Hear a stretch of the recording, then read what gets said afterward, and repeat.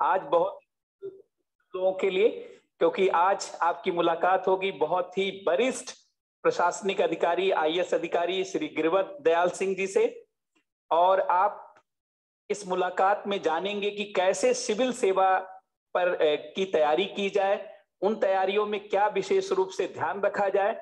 आप सभी लोगों को ज्ञात होगा कि गिरवर दयाल सिंह बिहार प्रशासनिक सेवा में कार्यरत हैं अभी, और बहुत ही वरिष्ठ आईएएस अधिकारी हैं और अपने कामों के लिए विशेष रूप से जाने जाते हैं।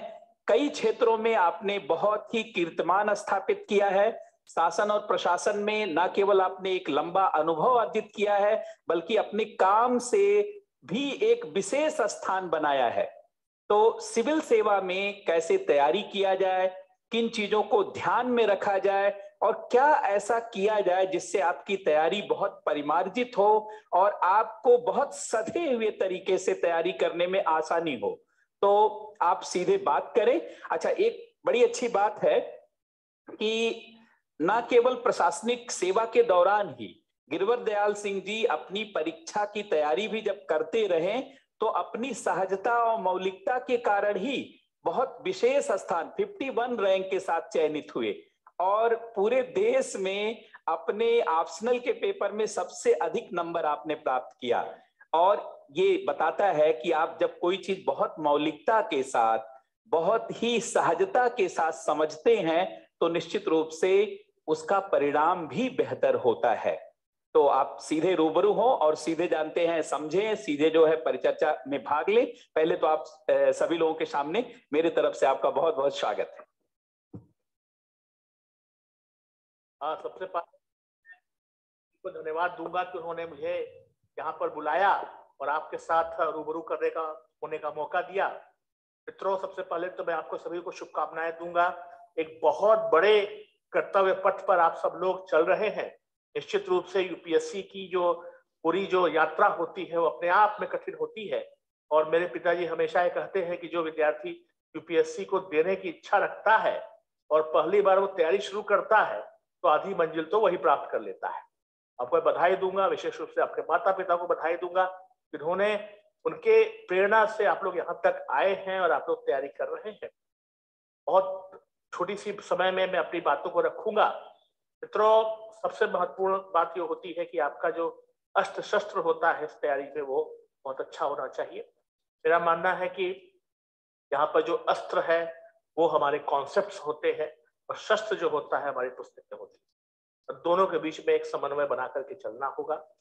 चाहे वो यूपीएससी का एग्जाम हो, चाहे राज्य स्तरीय जो सिविल सेवाएं होती है उनका एग्जाम हो, सबसे महत्वपूर्ण होता है कि हम अपने प्रति ईमानदार रहें। एक शब्द होता है मॉरल इंटीग्रिटी। आप में से बहुत सारे ऐसे विद्यार्थी होंगे जो अपने काम को स्वयं करते होंगे, अपने रूम की सफाई करते होंगे, अपना खाना स्वयं बनाते होंगे, लेकिन उसके बाद ये मेरा मानना है कि जो भी 24 घंटे में समय बचता है और सोने के बाद जो समय बचता है उसका आप कुशलतम उपयोग करें, निश्चित रूप से सफलता आपको मिले। एक बहुत बेसिक सी बात मैं आपको कहना चाहूंगा कि जब हम लोग यूपीएससी की तैयारी करते हैं और राज्य स्तरीय परीक्षाओं की तैयारी भी करते हैं, तो मेरा हमेशा यह मानना रहता है कि आप जब तैयारी करें तो यूपीएससी का ध्येय रहे। हो सकता है किसी कारणवश आपके अटेम्प्ट्स खत्म हो गए हों, किसी कारण से आप परीक्षा में सम्मिलित नहीं हो पा रहे हो, ऐसी दशा में आप स्टेट सर्विसेज में भी जरूर शामिल हों। लेकिन मेरा मानना है कि आपका टारगेट जो है वो हमेशा यूपीएससी का होना चाहिए। तो कहा भी जाता है कि when there be a fight between bull and elephant, तो हर परिस्थिति में एलिफेंट जीतेगा, और यहाँ यूपीएससी को हम उसी से मानते हैं। बहुत छोटी सी एक बात है जो अपने बचपन में अपने दादा दादी से जाना कि हम लोग जब पढ़ाई करते हैं तो पढ़ाई की 4 चरण होते हैं पढ़ाई के: पठन, पाठन, मनन और चिंतन। पठन पाठन का अर्थ होता है कि हमने पढ़ लिया या हमारे गुरुजन ने बात को बता दिया। मनन का अर्थ होता है हमने उसको रिवाइज किया, जो भी हम पढ़ाई करते हैं सप्ताह में एक बार, महीने में एक बार, जब भी समय मिले तो उसको रिवाइज किया। जो चिंतन शब्द होता है वो पूरे यूपीएससी का सार वही है। चिंतन का अर्थ होता है कि हम सोचें कि ऐसा क्यों। उदाहरण के रूप में माउंट एवरेस्ट विश्व की सबसे ऊंची चोटी है, सब लोग जानते हैं, इसकी ऊंचाई भी सबको पता है, लेकिन माउंट एवरेस्ट ही विश्व की सबसे ऊंची चोटी क्यों है? जब आप सोचेंगे आपको मालूम चलेगा कि इसमें कहीं ना कहीं अन्य चीजें भी समावेश है। इसे इंटरलिंकिंग ऑफ थॉट्स कहा जाता है। और आप देखेंगे कि पिछले यूपीएससी के 12 से 15 वर्षों का जो पैटर्न रहा है, अभी भी वो जो पैटर्न चल रहा है, तो इंटरलिंकिंग ऑफ थॉट्स का बड़ा महत्व। आपने स्वयं देखा होगा कि जो क्वेश्चन ज्योग्राफी से आने होते हैं, तो कहीं इकोनॉमिक्स के भी एस्पेक्ट जुड़ जाते हैं, साइंस टेक के भी एस्पेक्ट जुड़ जाते हैं, हिस्ट्री के क्वेश्चन में साइंस टेक्नोलॉजी भी। उदाहरण के रूप में आपको एक वर्ष प्रश्न आया था, जो 28वीं शताब्दी का जो आंदोलन था, उसने विज्ञान और तर्कवाद को जन्म। ये क्वेश्चन जो है वो हिस्ट्री का भी है और साइंस और लॉजिक का भी प्रश्न है। तो मेरा मानना है कि जब हम इंटरलिंकिंग ऑफ थॉट्स के साथ जो विषयों को एक दूसरे के साथ जोड़ के पढ़ते हैं, वो ज्यादा अच्छे ढंग से यूपीएससी को क्रैक करने की संभावना है उससे। और हम लोग का ये प्रयास होना कि जब क्या पढ़ाई, सारे विषयों को एक साथ पढ़ें और सोचें कि ऐसा क्यों होता है। मित्रों, मेरा मानना है कि कोई भी परीक्षा बहुत कठिन नहीं होती है। हमारे गुरुजन हुआ करते थे, वो कहते थे कि यूपीएससी क्रैक करना उतना ही कठिन हो सकता है उतना कि एक माँ जो है वो अपने बच्चे को 5 साल के पालने में इतना परिश्रम करती है, उससे कम ही।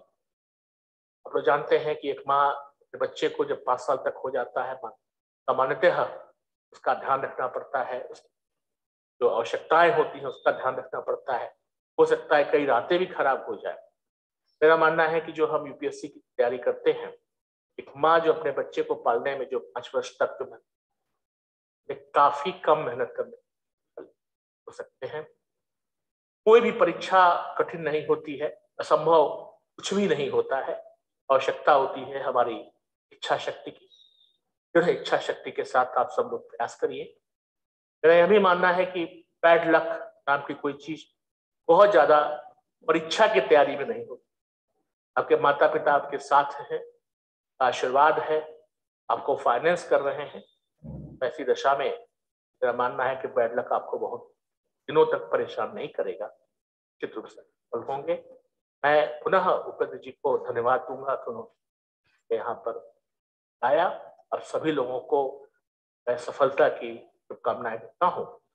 मैं यही ईश्वर से प्रार्थना करता हूँ, चाहूंगा भी आप सब लोग सशक्त हों, अपने समय का सदुपयोग करते हुए आप सब लोग यूपीएससी क्रैक करें, इसी इच्छा शक्ति के साथ और इसी शुभकामनाओं के साथ आपसे विदा। बहुत बहुत